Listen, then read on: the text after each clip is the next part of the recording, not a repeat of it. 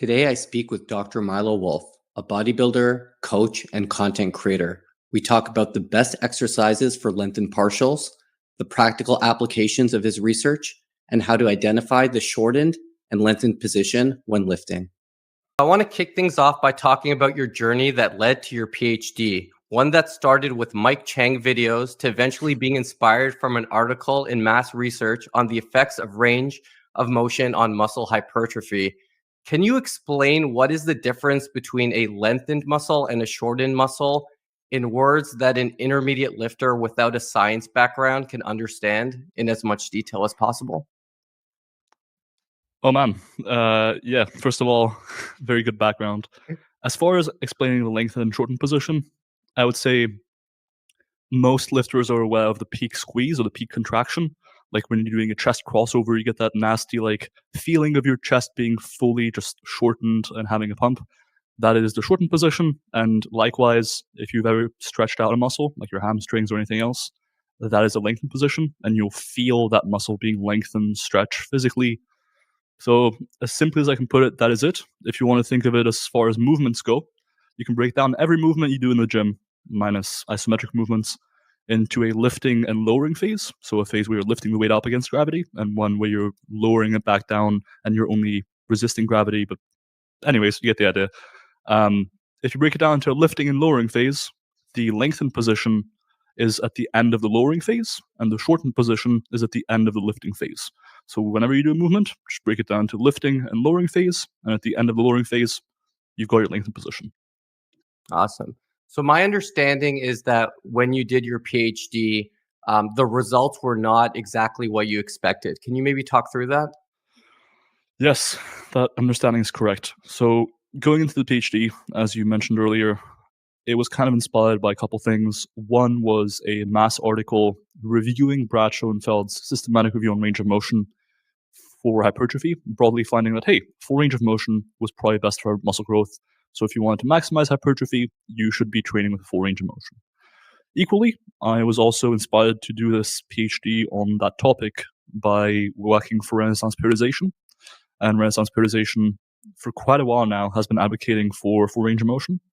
And so being an avid follower of theirs, working for them, and having just seen the most up-to-date systematic review, I was convinced that full range of motion was best for hypertrophy. However, about a year and a half into my PhD, because as with any PhD student, you spend the first year doing basically nothing and just figuring out what the hell you're doing right now. And then a year and a half into my PhD, I actually finished my first study, which was the meta-analysis on range of motion. And it turned out that, one, range of motion doesn't actually play a big role for hypertrophy at all. Like there's just not a big effect size, whether you do a bad range of motion or a good range of motion, it doesn't play a huge role, whether that's for hypertrophy, for strength, or for anything else.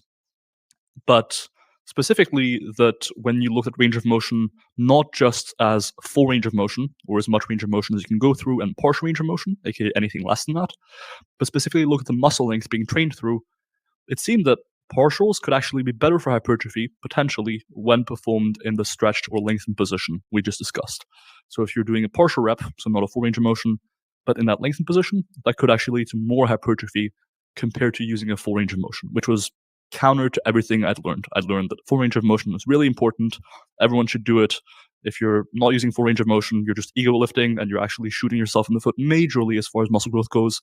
And it turned out like a lot of those assumptions were incorrect. And there's a pretty good chance at this point that you would see more muscle growth, at least in a lot of circumstances, by doing a partial range of motion in the right context. So a lot of my assumptions, whether it came to how big the impact was, whether it actually favored a full range of motion, those assumptions were incorrect. And it took me, I remember texting a client when I first found this out, it took me like a few weeks or a few months to fully reconcile in my head, because when you have a belief, it kind of takes a while to fully change it in your head, even when you see the evidence kind of coldly staring you in the face. So did you compare like shortened partials, lengthened partials, and full range of motion, or were there any other variables that you were looking at? So we looked at a lot of variables, like a lot, and that was one of the things that previous systematic reviews and meta-analyses hadn't done, and that's because we had a fantastic statistician on board, James Steele, who's like genuinely one of the few best statisticians in sport and exercise science that I can think of. Anyways, so we're able to look at a lot of variables, like, for example, specificity of performance adaptations. So seeing whether or not how much better you get at a performance outcome, like a full range of motion squat versus partial range of motion squat, depends on the range of motion you train with. In other words, are your gains during training range of motion specific? So if you train with a partial range of motion, you mainly get stronger in a partial range of motion and not so much in a full range of motion. Whereas if you train in a full range of motion, you may get stronger in a full range of motion, but not so much in a partial range of motion. So for example, we know that performance adaptations are rep range specific to an extent. So if you want to get stronger, you have to lift heavy. Does the same apply to range of motion? And based on the analysis performed, by and large, yes. It's not a huge effect, so you can still make, like, let's say you only ever did partials. Would you still get stronger in a full range of motion? Yes. However, if you want your best gains, and it's not a huge margin, but there is a margin, you should be training in the range of motion of your outcome. That is one thing we found, alongside the lengthened partials potentially being better for hypertrophy. A lot of the other analyses were underpowered and not that interesting, to be honest. So, for example, we looked at, do things differ when we only look at studies that use machines? In that case, is there a benefit to full range of motion? What have you? There just wasn't really an effect there that I could tell.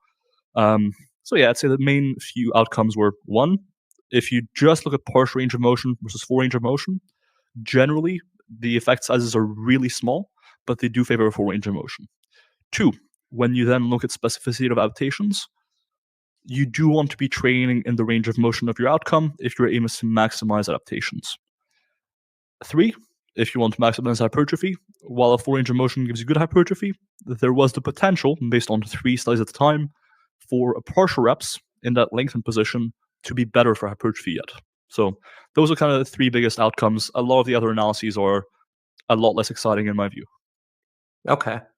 And you mentioned that exercises that the most challenging portion is the shortened position, like a row would be a good opportunity for lengthened partials.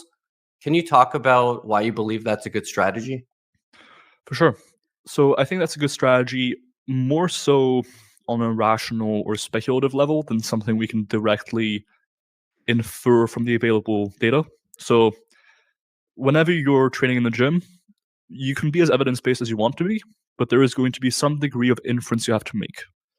In all likelihood, unless you're using the exact program from a study, you're not using the exact program from the study. So you have to say, all right, well, generally higher volumes seem to work better. So I'm going to use higher volumes, even though I'm not using the exact program in that study. You can say, okay, it seems like using a variety of exercises is better than one. And so even though I'm not using the exact exercises that were studied in the data, I'm still going to use a variety of exercises.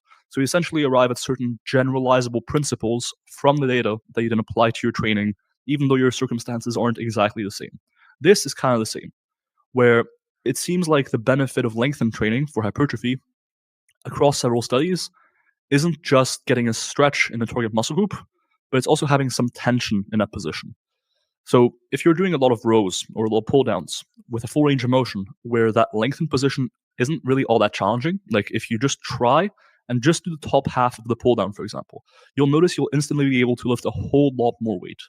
Just because, relatively speaking, that part of the range of motion is relatively easy. That is not where you typically fail a rep. You typically fail a full range of motion rep when you get down to your clavicle, to a fully shortened position.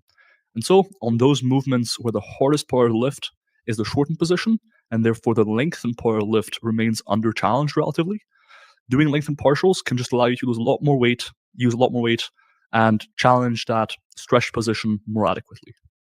Okay. I know a lot of people are using, I guess, lengthened partials more as an intensity technique. So maybe they do full range of motion on their rows, and then they do kind of lengthened partials, to kind of finish the set. What are your thoughts on that? Because I know that's not what the research was done on, but I guess what are kind of your thoughts on using that as a technique?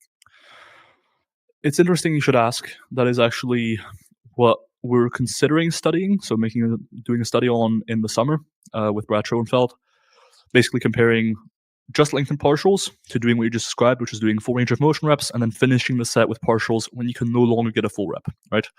In the end, we decided against that just because there is still more data needed until we can confidently say that in all muscle groups, lengthened partials are potentially better for hypertrophy than a full range of motion. but that was potentially one question we want to look at. The reason why I'm not too big of a fan of this approach is there's a couple. One thing I want to say up front is that I think this is the most intuitive way people tend to apply this, unfortunately. It's just more fun, or it kind of provides you with a middle ground between, oh, there's this cool, new, kind of scary, and very much out there training technique that could lead to more muscle growth, but it's really not what I'm used to. And so just doing partials at the end of the set is a lot more appealing to people than just saying, all right, I'm just going to do partials for the whole set. It's a lot more experimental, or it feels like it. So even though it's a lot more intuitive, I don't think it's the best approach. One, because we haven't actually studied it, and that's why we wanted to study it in the summer, but we're not going to in the end. Two, because part of the benefit of lengthened partials likely has to do with the fact that you're spending more time at longer muscle lengths producing force. So being challenged in that position and just overall spending more time in that position, that seems to be inherently more hypertrophic than the shortened position. And that's evident across a variety of bodies of evidence, like the asymmetric training data, where we have 5 studies comparing just doing a hold at longer muscle lengths for the biceps here, or shorter muscle lengths for the biceps, for example. We have 5 studies there broadly showing more muscle growth when doing that hold in a lengthened position, suggesting that, hey, all else being equal, the lengthened position seems to be better for hypertrophy. Likewise with partials, just doing the same range of motion at shorter or long muscle lengths, it seems like spending more time at longer muscle lengths generally leads to more hypertrophy, with us having 10 studies looking at that and 9 finding more hypertrophy from lengthened partials versus shortened partials. So not just a 4 range of motion versus lengthened partial comparison, but other bodies of evidence as well lend credence to the idea that, hey, there is something more hypertrophic to the lengthened position, and that we want to spend more time there, and that is partly what is mediating this benefit of lengthened training. And so if all you're doing is at the end of your set, you're doing 3 half-assed lengthened partials, I'm not inclined to think that that's enough to really shift that set by very much. Let's say you did 12 reps with a 4 range of motion, and then you did 3 partials, which for me is often the case. Like if I do a hard set, I might get like 12 full reps and then like 3 partials. Is that really shifting the set by enough to make a difference? I personally don't think so. So I'm inclined to say, hey, if we really want to take advantage of this effect, let's actually spend some time in the lengthened position. Let's do it the way that we researched versus something we haven't researched. And I think this is a general thing where even evidence-based fitness professionals love to use stuff that doesn't have evidence, and they kind of just assume is true. Example, yesterday I made a post about the pump not necessarily being something we have, in my opinion, any real evidence for using as a proxy. So like if one exercise gives you a better pump than the other, should we be using that exercise? Based on the evidence, I don't think we can make that claim. And yet, just because of how much people like the pump, it's just a fun byproduct of training, they all just ascribe meaning to it and not hold it to the same evidentiary standard as other strategies, right? Like with a pump, it might be like, oh, we have literally one study that is published at this point on the pump as a predictor of hypertrophy. Based on just that study, they're happy to run with it. But then when it comes to things like lengthened partials, they're a bit more reluctant. And so that double standard just messes with me at some points. Anyways, that is a tangent I went on, plus why I think lengthened partials are probably the way to implement this versus just doing partials at the end. Yeah, I think what's interesting is just thinking about how much time you're in the lengthened position, right? So if you're doing lengthened partials, you're obviously spending 100% of the time in the lengthened position. If you're doing, the rep range of like 20 to 30, and then you do 3 partials, it's not really going to move the needle much. But if you're doing, let's say, sets of 5, and then you can get 3 partials, it's actually going to be a larger proportion of that set. So that's how I'm kind of thinking about, how much time is being spent in the lengthened position as opposed to, I'm doing this technique. Yeah, what I think that's correct. I think that if you find that you're typically able to get quite a few partials at the end relative to how many 4 reps you got, it may not be such a bad thing.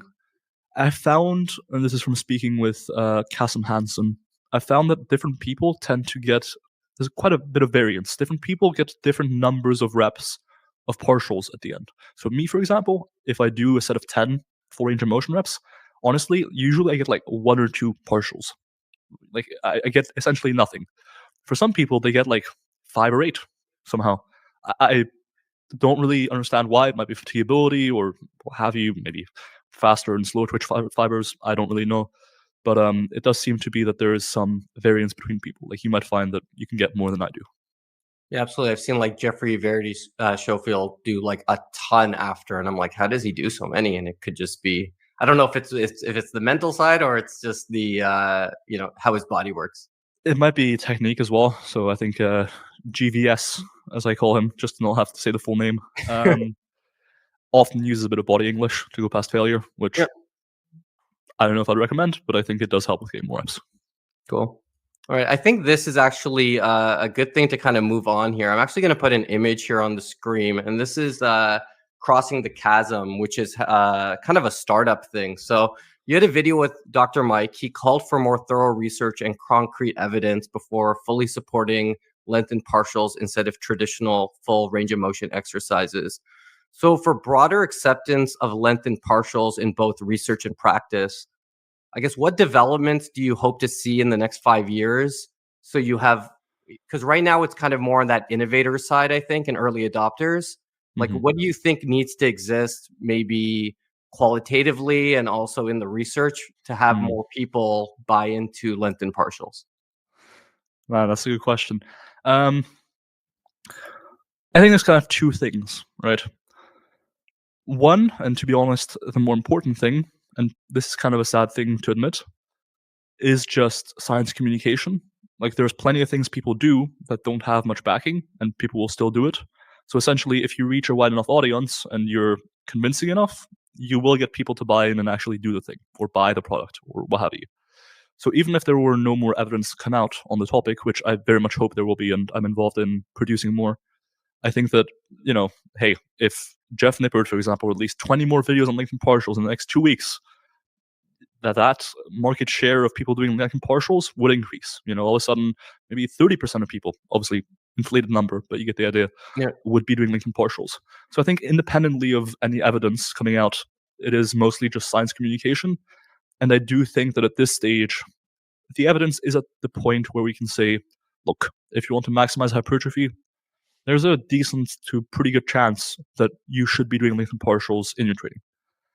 As far as the evidence goes, because to me that's the more important thing, like I think it's pretty straightforward to say how we would get more people to adopt LinkedIn partials as their training approach. It's just, hey, let's bring this technique out to more people, both through more science communication channels like Jeff Nipper, Jeremy Ethier, et cetera, my own channel as well, but also through less science inclined people potentially, like a lot of pro bodybuilders, etc. Like those are niches that I think are that you attain through different means, right? But putting aside the how to obtain a larger proportion of the market, I think, and I'm speaking as though I'm selling you LinkedIn partials here. I don't know why, but that is what my brain defaulted to. But putting that aside from the evidence, and that's kind of where I'm coming at this from, there's a few things I want to see.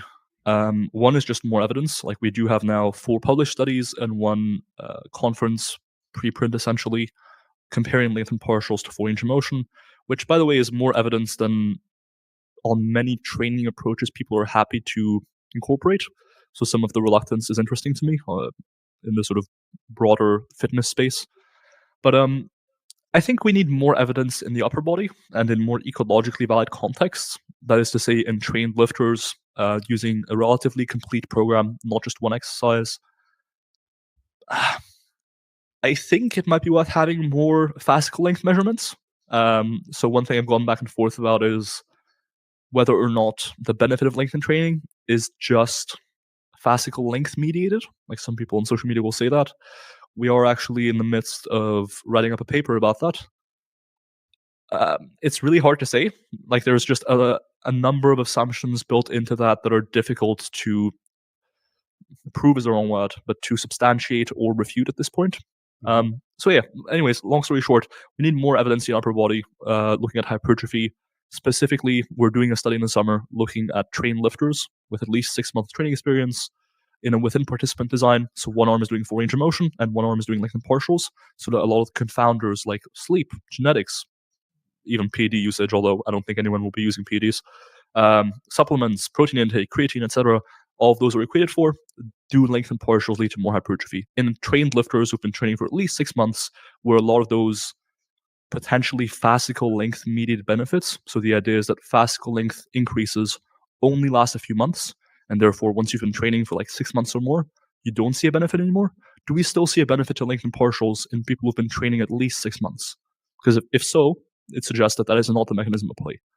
So just more evidence in the upper body especially would be helpful. And as far as the other part of the equation, being communication to the wider public, that is just a matter of, hey, let's get this information out there, which I think I'm doing a good job with, judging by how many comments I get that say, please stop talking about lengthened partials, or this guy won't shut up about lengthened partials. So, like, I must be doing something right about communicating that.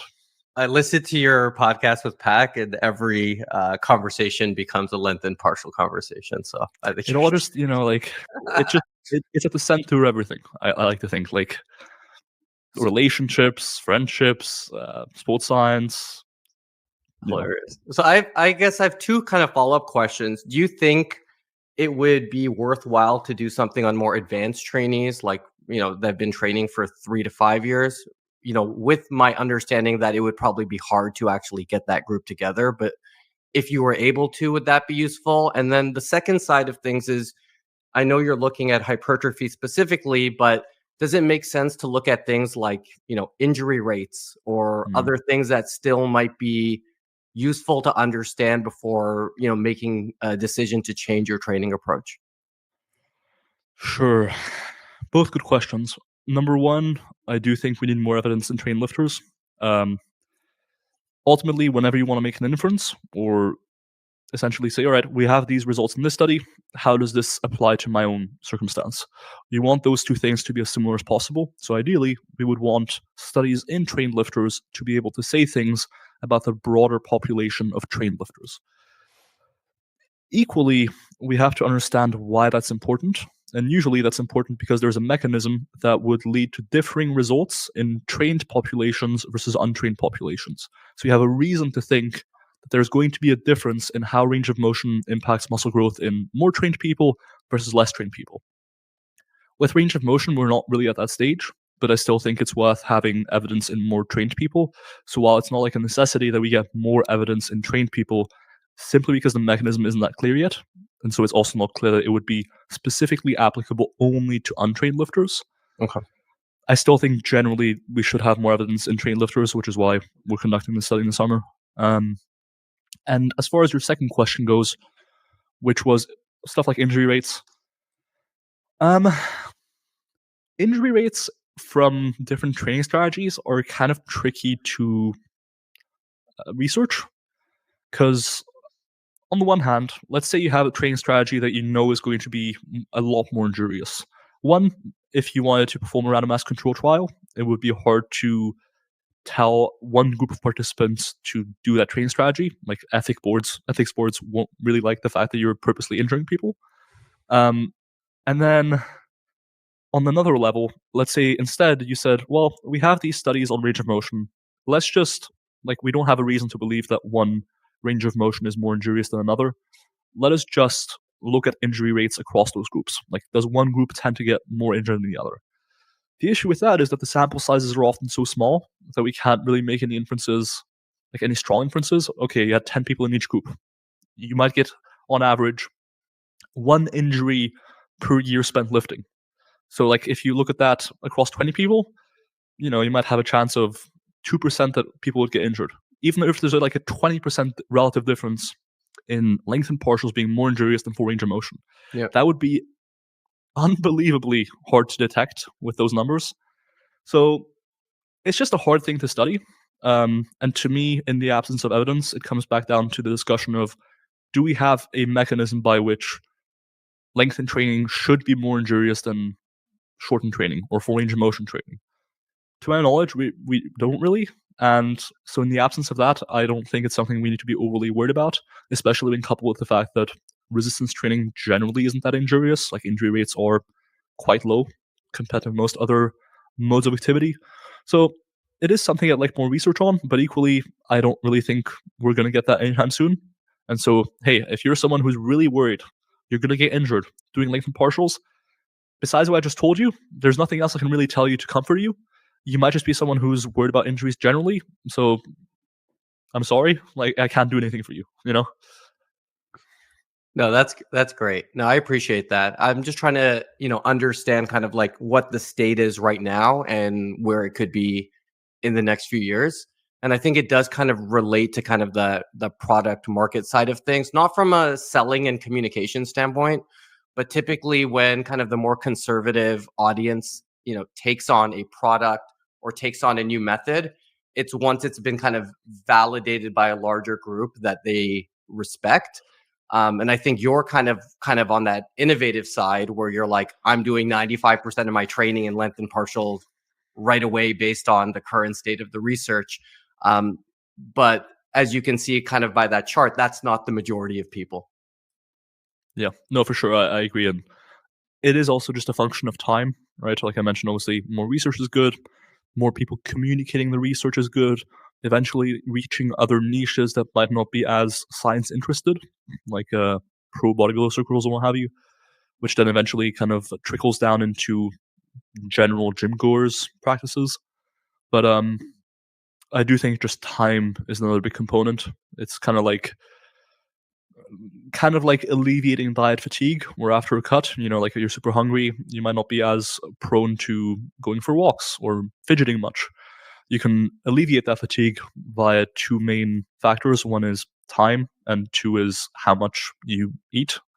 And so, if in this case, time is still a factor, but how much you eat would be how much science we have behind it and how much of an effort we're making with communicating those findings.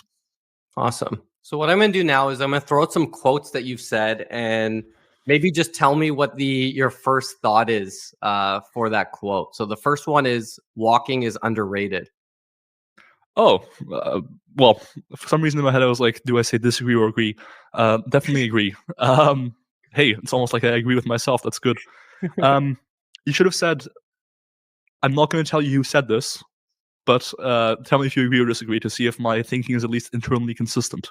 Oh, But that's interesting. hey, so yeah, it is underrated. I think one, if you look at how physically active the majority of the population is, which is not a lot, by the way, about like 20% with the highest estimates. 20% of the population reaching physical activity guidelines as set out by the WHO or most government bodies. It's pretty low. And there's a variety of reasons for that. I think it can be financial, it can be a lot of things. But walking ultimately is a very cost efficient, low barrier way of improving your health. And as a happy marriage with lifting, it works out really, really well in that walking isn't super fatiguing. Like any activity is going to be somewhat fatiguing. Obviously, if you're completely sedentary, having some activity in there might actually promote recovery. But like if you do too much, anything is going to be fatiguing. But walking, it's low intensity. You get some sunlight in, which helps with circadian rhythm.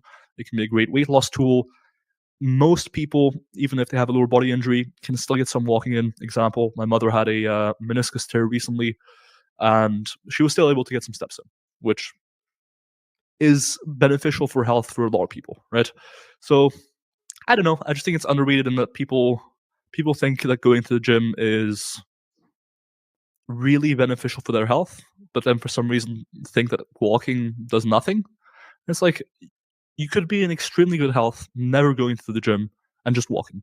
Like if for some reason, like I don't know, God came down and was like, "You shall never set foot in the gym again," there's a good chance my longevity would be the same or potentially even better if I never stepped foot in the gym again and just walked. So, and the dose response relationship between how many steps you do and your health it actually extends until like 8 to 15,000 steps. So you can walk a lot and still see additional benefit in like a reduction of 50 to 55% uh, all cause mortality risk, essentially risk of dying. So it's just like a very underrated thing. And I think physical activity in general, people don't realize how profound the impact is on your health compared to things like weight loss. So people always focus on, hey, you're fat, you need to lose weight. If Yep. your BMI is too high and you're carrying a lot of visceral fat and what have you, that's bad for your health. And that's true. However, the the beneficial impact of just going from like 2,000 steps to say 10,000 steps a day is about as large or larger compared to losing a bunch of weight. So don't just think about weight loss, think about activity increasing to a certain level, obviously, in the long term, building a sustainable habit around activity. And for a lot of people, walking is a really awesome way of getting your physical activity up, even being sociable at the same time, because it's not like running where you struggle to talk to people. You can actually go for a walk with a friend, get some coffee, speak. You're socializing, which is also good for your health, by the way. You're getting sunlight, you're getting coffee, which is delicious. So, it's just underrated in my view. Yeah, absolutely. When I lived in California, I think I averaged like 16,000 steps a day. Now it's more like 10. Just because I live in a colder climate, it's a little bit more challenging. But at Google, we did half of our like meetings walking. It was like Yep. get a coffee, walk around for 45 minutes, have that meeting, and it's enjoyable. It actually makes things a little bit lighter, the conversation, than kind of being with a whiteboard as well. So, Yep. Bro, yeah, it's a honestly, good habit. 100%. I wish more workplaces, and that's awesome, by the way, with Google. I wish more workplaces were like that, because I think it'd be a net positive. So, hey. Absolutely. All right. So the next one is changing exercises a lot is a good way for people to not train hard. Yeah. Damn. I don't know when I said this. That's interesting. I generally agree still.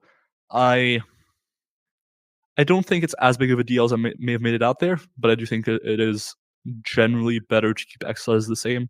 So I think when you're first doing a new exercise, you kind of don't really have a gauge of how much weight you should be using, what your previous performance was like, etc., unless you keep meticulous notes, which is a good thing. But especially new exercises, you'll struggle to really know what weight to use. And some people, they will just push themselves hard no matter what. If this is you, you don't have to worry about this. But for a lot of people, having a standard to hold yourself to is a good thing. If you know, oh, I lifted 80 kilograms for 10 reps last week, I'm going to do at least that today. That's a good thing, and it makes sure that you're at least training pretty close to failure, assuming you trained pretty close to failure last week, right? It essentially just reduces the chance of you training super far from failure. And I think whenever you do a new exercise, especially certain exercises like lower body exercises like the squat, the leg press, maybe a reverse Nordic curl or a sissy squat, there are some sensations that come alongside that that are not necessarily pleasant. Like you're pushing yourself hard, you're out of breath, your quads might be burning, what have you. All of those things are kind of making it harder for you to train very close to failure. And so if you're not used to it, it might make it even harder. Like when I first did reverse Nordic curls, or when I haven't squatted in a while and all of a sudden I feel my back during squats, what have you. Those things might make it a little bit hard to push close to failure. So alongside the performance standards not being there from last week, I do think that the sensations also contribute towards potentially not making you train quite as close to failure. So yeah, in general, I'm a proponent of keeping your exercise selection consistent across time wherever possible. Now, I don't think it makes a huge difference. And personally, like if I get bored of an exercise, I'm not afraid of just changing it out. But I'll just make sure that I'm training sufficiently close to failure. And usually, like in my training overall, if I'm thinking how much weight should I use, and it's my first time doing an exercise, I may just use like 10 to 20% more than I think I should. And hey, fuck around and find out. Like I'm going to push as hard as I can, and if I get the reps, maybe I wasn't as weak as I thought, or it just makes sure that I'm training pretty close to failure. All right. I got one more here. It's if your programming is reasonably evidence based, a lot of differences in programming from very good to optimal largely get washed out when you do the damn thing for long enough. There's no one weird trick, not even lengthened partials, as much as it pains me to say. I mean, damn it. I really shot myself in the foot there as far as marketing. Um, so, yeah, man, I think ultimately it's difficult to say for sure because we don't have super long-term studies. Like we don't have studies on lifter A trained with low volume for 10 years, lifter B trained with high volumes for 10 years, lifter B got way more jacked. We don't have those studies. However, I'm going to speak on an anecdotal level here and also from a effect size level. I'll speak effect sizes first because it's the boring part. A lot of variables like range of motion, as I mentioned earlier, they don't actually play that big of a role. Like percentages wise, you might expect like 10-ish% more hypertrophy from lengthened partials versus full range of motion, which if you're concerned with optimizing and you do it consistently for say 10 years, it might make an appreciable difference. But if you're just, you know, training hard with relatively high volumes with a full range of motion, you'll still get very comparably jacked over 10 years, assuming there is a benefit to lengthened partials. So as long as you're reasonably evidence-based, like you're training with relatively high volumes, relatively close to failure, a variety of exercises, etc., whether you do lengthened partials or not, whether you train with 20 sets versus 15 sets for your biceps, etc., I can say that you would see night and day differences. And I think it's very hopeful and optimistic to think there would be, because it really says, hey, what you do today really matters. Keep it up, champ. And that's good, you know? But equally, I think we have to realize a lot of these things probably don't matter as much as we think. And then from an anecdotal level, I was having a conversation about this very recently, actually, when I was in Columbus, Ohio, alongside yourself. I was training with Grizzly, actually. Obviously, Grizzly is not part of this conversation here, but I was training with Grizzly, Dr. Pak, and Vadim, who's a friend of mine, Russian, very big dude, may or may not be on PEDs, who deadlifts in a suit 400 kilograms or 880. Mm-hmm. And like, he is jacked, so he's like 315, relatively lean at my height, which is big. But also, we had a lot of other natural lifters around us who've been training. Like, Pac has been training for 14 years or whatever it is now. I've been training for about 10 years now. Another friend had been training for like 15 years. So we'd had a lot of like advanced natty trainees. Don't get me wrong, they weren't like, not to say this in a disparaging way, but not like Jared Feather level of tryhard as far as like always optimizing everything. Mm-hmm. But they were like, oh, you know, they've been training consistently for 15 years, no real time off, etc., etc. And just looking at the physiques, like, sure, there might be minor differences, but like by and large, everyone was kind of pretty similar in terms of strength on different lifts, in terms of physique. Even though we'd had relatively different paths on the way there, like my training might have been more optimal at certain time frames, and maybe I did more volume for my quads. Yep. And there are even differences in genetics, etc. But like by and large, after 10 plus years of training, it just seems like anecdotally, a lot of trainees end up in a very similar place. And that's something that in the research, you do actually kind of see as well. So James Steele, as I mentioned earlier, the statistician involved on my meta-analysis on range of motion, was also involved in a meta-analysis on the effects of resistance training interventions, so actually lifting in a study versus not doing anything, and how that impacts variance, or essentially how much difference is there between people in their muscularity. And what he found in that meta-analysis is that when participants actually lift weights, that reduces how much spread there is in how much muscle they have. So it brings everyone closer together when they lift. So everyone kind of ends up being more similarly jacked versus less so. So untrained populations actually tend to have a greater spread or variance in how much muscle they carry. Whereas when you're exposed to actually lifting weights, it kind of narrows that spread a little bit.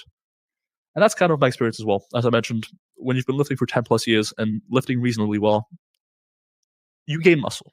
And I think there are definitely still differences based on overwhelming factors like genetics, PED use, etc. But you end up in a relatively similar spot. And that's a both comforting and, I think for some more neurotic individuals, somewhat disquieting thing. Because it's comforting in the sense that, hey, just do the damn thing for 10 years and you'll probably get a lot more jacked than you are now and do well. Yeah. But it's disquieting in the sense that a lot of these small tweaks that you really wish, you were really clever about and you were really getting an edge over other people with, I just don't think they make that big of a difference. So yeah, I personally think it's comforting, and it just means get things in a reasonable spot and just keep doing it.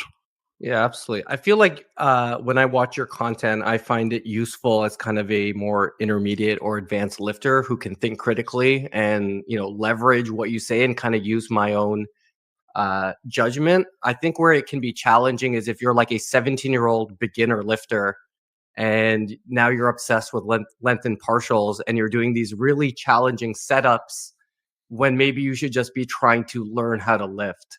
So what's your recommendations for kind of like those 17-year-old beginner lifters who are watching your channels? Should they just be doing full range of motion on most compound exercises, or how do you think about that? Sure. I'm in a bit of a double think about that.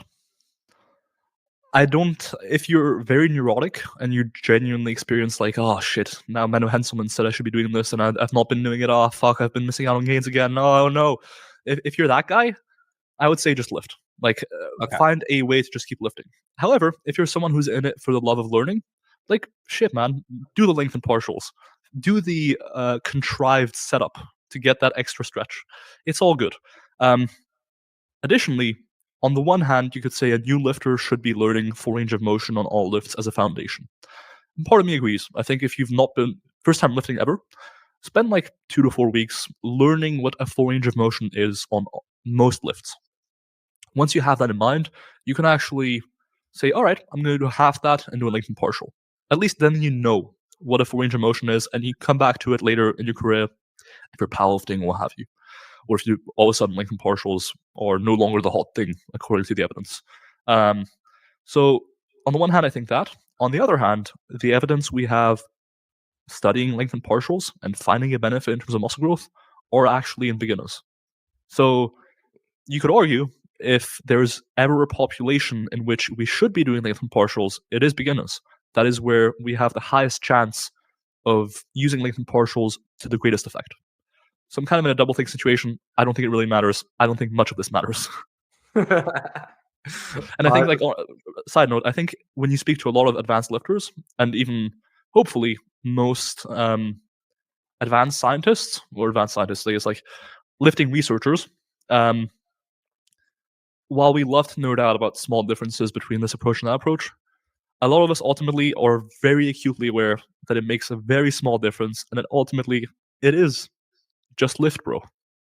Yeah, but it's fun to nerd out on the nuance as well. For sure, and that's why I'm here. Like that's why I got a PhD. That's why I've been lifting for 10 years, etc. But yeah, different. You got to pitch the right message to the right person ultimately. Awesome. So what I'm going to do is I'm going to throw some images up here of some people maybe you've worked with or collaborated with. Tell me if either something you learned from them or if there's a cool story. So the first person is you and Jeff Nippard. Oh man. Shit. What do I say here? Yeah, just a bit of a content expert, really. Like he plays the game and he plays it well. He's a lot honestly, like he's just a very solid information source. Like he's very beginner friendly, and like I recommend his channel to pretty much every new lifter I interact with. Cool story. Let's see. I mean, we went for drinks one time in Toronto at 2 a.m., which was interesting. And which is where that infamous picture in front of 7-Eleven actually originated from. But otherwise, he's a lot more clued on research than people realize. And he's actually involved in, so for example, now he's considering helping out with the range of motion study in the summer. And we're working on a few cool studies. So there's a lot of cool new research that's going to be going on in the future through his funding, through his generosity. So yeah, just a cool dude. Awesome. Yeah, and if you don't have a story, that's cool. You can just tell me something maybe you learned from them. So For sure. Next is the Steve Hall and the Revive Stronger team, which I know you. This is one of the first meetups you did. The first one, indeed. The very first one. I was 19 in this picture, young lad. So Steve's really cool. Fun fact, he is one of the lifters I was thinking of when I said that most advanced lifters are kind of pretty chill and realize that not that much plays a huge role. So I've actually lifted with Steve like a year ago maybe. And it was just cool because like advanced lifters give off that aura. Like we're doing ladder raises but like talking during the set. And we're still able to push ourselves close to failure. We're doing like curls, pull-ups, etc. The intensity was a given, if that makes sense. Yep. But equally, we weren't taking it too seriously. And I think that's something that advanced lifters bring to the table. But Steve is just a solid all-around dude. I will say this specific picture actually comes from the Renaissance Periodization Revive Stronger seminar, which you can see on the t-shirts, very slick. And that is actually where I tend to think that was kind of a turning point for my career trajectory, because I specifically went there with the aim of networking and essentially like starting to work with Renaissance periodization, and that's exactly what happened, is that I started working with them in some capacity. And by the way, advice to burgeoning, and I'm not an expert on this, I don't want to make it seem like I am, but advice from myself to any burgeoning fitness experts, or really in anything where you're just coming up, is when you're first starting out and you want to get your foot in some sort of door, don't think too highly of yourself. Be humble and offer your time for free. That will get you your foot in the door in many places that you otherwise couldn't.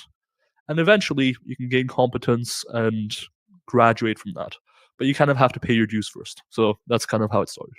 Yeah, that reminds me of a story where Warren Buffett asked to apprentice Benjamin Graham in the value investing world. He said, "I'll work for you for free." And Benjamin Graham said, "You should probably pay me." So definitely you need to be humble, because and try to show and add value where you can, because you still need to establish yourself. I mean, hey, thank you for just comparing me to Warren Buffett. Very cool. All right, we got your team here. That is a picture for sure.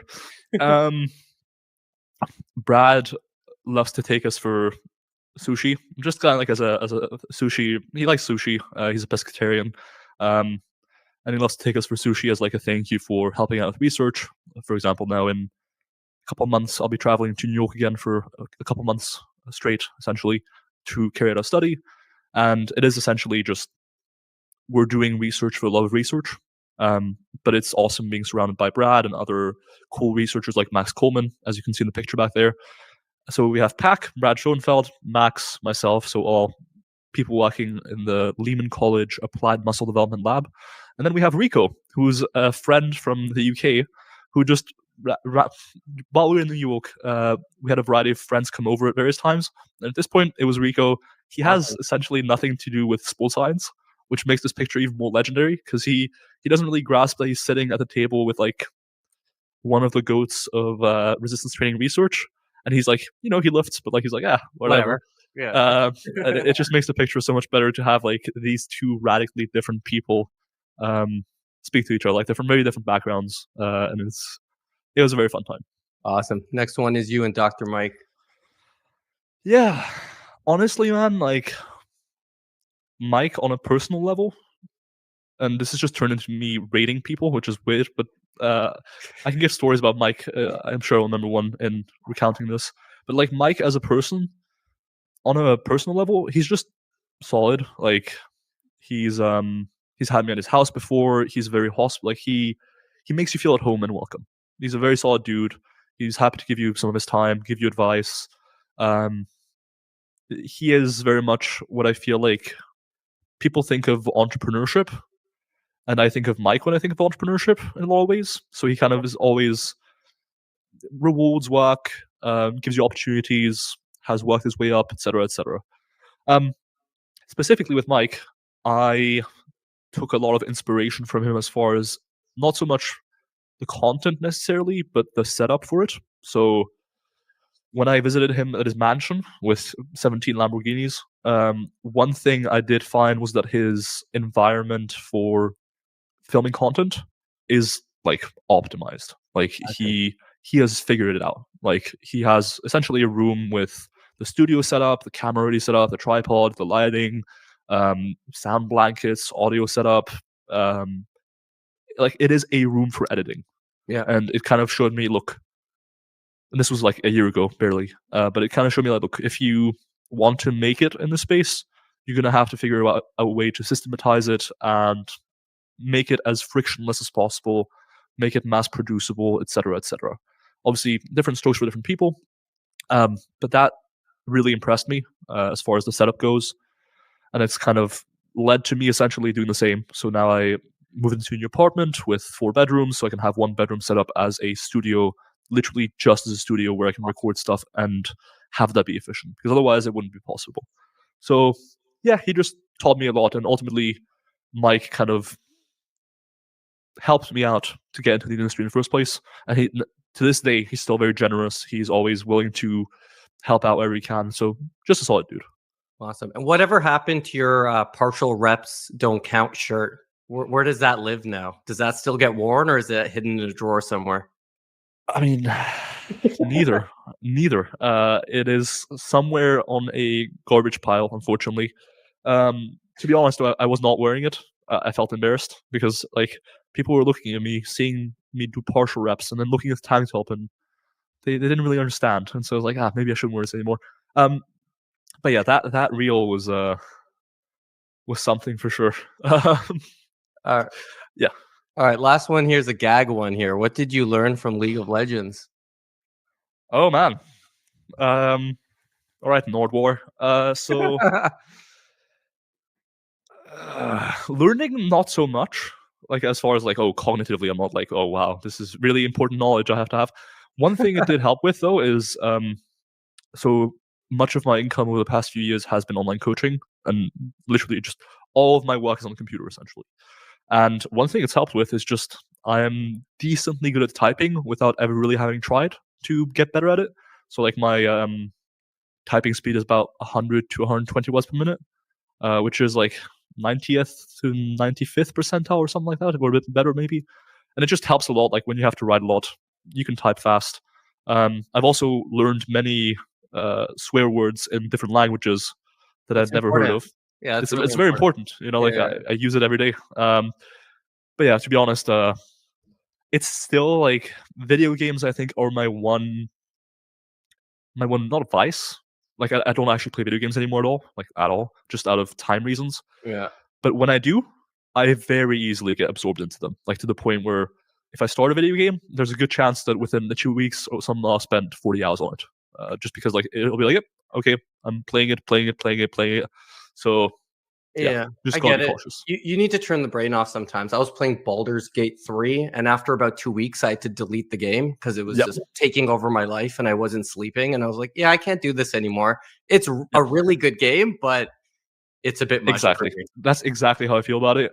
So I generally try not to play video games at all. It's kind of like like first of all, I don't really have the time for it, but second of all, if and when I do have the time, it just kind of leads to a spiral. So Awesome. I'm going to finish today off with the fun question here. Who is the better watchmaker, Rolex, AP, or Patek? oh, watchmaking wise, definitely not um AP. That's for sure. Um, I would tend to say Rolex, but it's hard to say, right? On the one hand, okay, this is a way longer answer than I intended, but I think Patek makes a lot more interesting complications. Like Patek has perpetual calendars. It has a lot of higher end watches. On the other hand, I think Rolex, the models it does have and offer, are actually extremely solid value. Like I know that nowadays Rolex is all the hype. Like you are overpaying for it if you're getting it on the gray market. I think for a lot of models, but like if you get, for example, a GMT Master 2 or even a Day-Date or what have you at retail, like compared to other similarly priced models from other brands, for reference, I have a Grand Seiko, for example, you are getting very solid movement accuracy. So their watches tend to be off by about 2 seconds plus or minus per day. That's kind of their standard. That is extremely good movement accuracy compared to a lot of other brands at the same price point. And so Rolex, as far as like it's expensive, but it's not off the charts expensive. You're getting a solid movement. You're getting a look a lot of people love. You're getting a lot of things. Um, Whereas Patek Philippe, it has the complications. Like it's a bit more fancy. Like for example, their perpetual calendar is awesome. Um, I would say Rolex on the whole, just because it's more attainable for people. But Patek Philippe has more complications. Awesome. Thanks for your time today. Where can everyone find you? You can find me on YouTube at Wolf Coaching. That is definitely the place I am most active on. I found out that I cannot be active on more than one platform at a time, just in terms of time. So like nowadays on Instagram, I essentially just repost my shorts and reels onto, just because like I don't really have time to create Instagram original content anymore. So on YouTube at Wolf Coaching, if you want to find my research, you can find that if you just type in Milo Wolf ResearchGate on Google. If you do want to find me on Instagram, type in Wolf Coach and you'll find me. You can find my coaching services and all that at wolfcoaching.com. That's my last name, coaching.com. And yeah, that's about it, actually. Awesome. Thanks for your time, man. Take care. Thank you, sir.